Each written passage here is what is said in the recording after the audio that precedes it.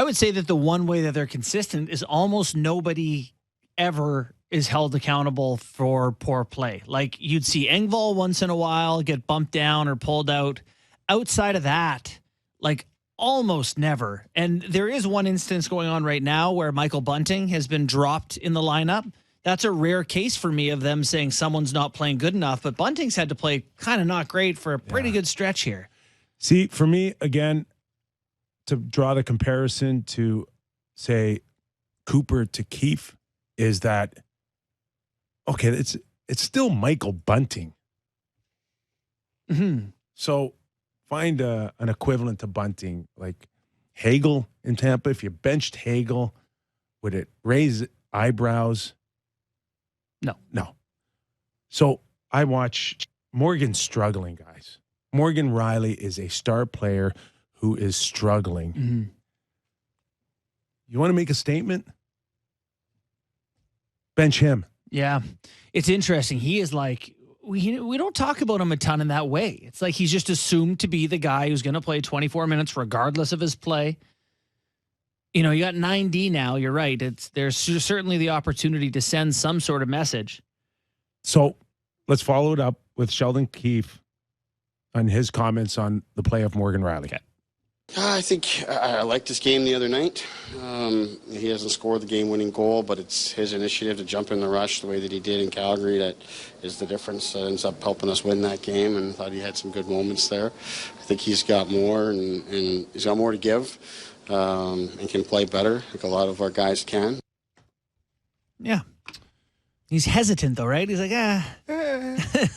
And it's almost as if you hear that and he's encouraging him to jump up on the rush. I think his decision-making on jumping up on the rush has not been very good all season long. Mm-hmm. It just seems when he zigs, the play zags. Watch one of the shorthanded goals. He wants to create motion for the sake of creating motion, not for power play. Yeah, yeah, not methodically and reading the tea leaves on what it could do or how it can open up. He just wants to go for the sake of going, and I for whatever reason, he's really lost his sense. I think for picking and choosing, he's forcing plays that aren't there, and. I think they're going to have to find a way to get this guy going. There's no way that they're going anywhere without Morgan Rielly playing like a guy that they wanted and envisioned when they signed him to a $7.5 million contract for 7 years? Yeah. Yeah. No, listen, he's a huge part of it. And even with the new D, it's like it all kind of hinges on him being a guy who's able to handle a big chunk of minutes. And I look back to the however long he was hurt, earlier in the year, where they had literally their best stretch of defensive hockey they've ever played in this era of Leafs hockey. You know, now that I can't not remember that. I wonder if they would consider what we're talking about here. If you want to hold someone accountable, what would it look like if Rielly doesn't play and they're deadly defensively again? You know, they're probably scared of that. Give you something to think of for sure. But yeah. Not been great for him. So they got him paired with Liljegren today at practice. Right. So McKay, Brody, Giordano, Hall, Gustafson, and Timmins out. Shen is he's having a baby, so probably his wife is doing that part of it, but he's around somewhere. Yeah, I would imagine that's he's probably not in the lineup. That would probably be his absence. Right. So Liljegren, he can help Rielly, don't you think, a little bit? No, I don't know. I'm surprised he's been out. I don't mean to be a cynic, and I don't want to be negative about all this stuff, but like I don't, he's fine, but like Rielly seems to need someone to play defense for his pair because he doesn't really do it. It's frustrating. How many messages have you gotten in the last 2 weeks about Rielly to the wing?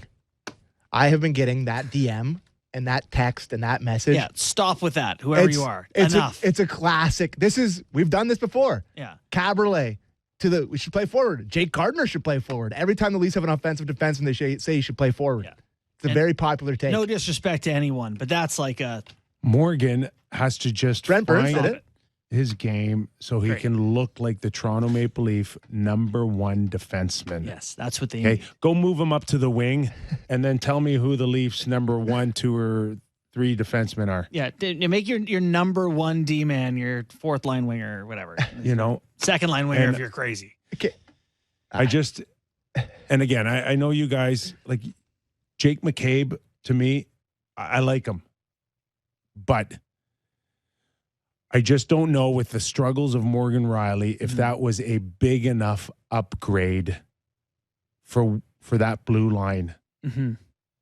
Yeah, I really like him, as you know, and Sam does too. But certainly that's within the context of expectations and what we expected from him.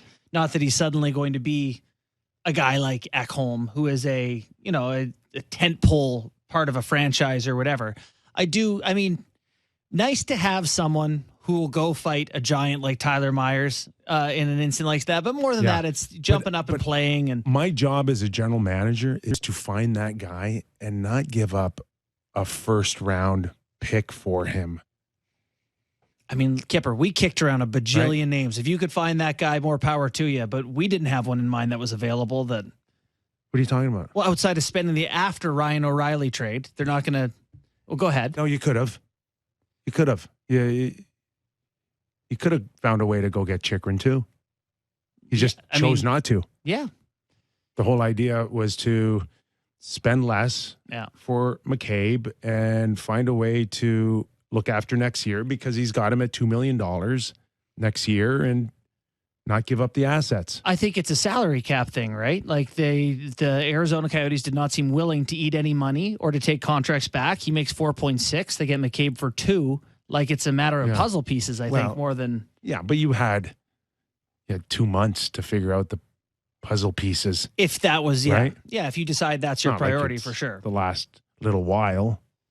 Well, but we sat here too, Kip, and said that there was holes everywhere. We wanted a top 6 forward. You wanted, I don't know, it wasn't going to be an all-star team in the end, and maybe they made the wrong gamble here. I think back to a week ago today. Yeah. And the excitement after the Leafs made the McCabe-Lafferty trade, and they got Ryan. It's just a lot of curse and crap, and Leaf fans deal with more than anything else conversations going on in the past couple days. I also think if we're sitting here after the Calgary game. I'm not usually this guy. Yeah. But listen, it's going to be a roller coaster from here on in because we know what it's like in this market. They lose, it's the end of the world. They win, plan the parade. There's no in between. I was getting texts after the first period against the Canucks about how this is what the Leafs fans have always wanted the Leafs to be. They had just rolled the Flames. They looked great in the first against the Canucks, I thought. And people are going, they can score, they can hit now, they've got edge, they're fun to watch. And 2 periods later, and it's meltdown city. So I'm not full panic on the Leafers here. Neither am I. Yeah. At all.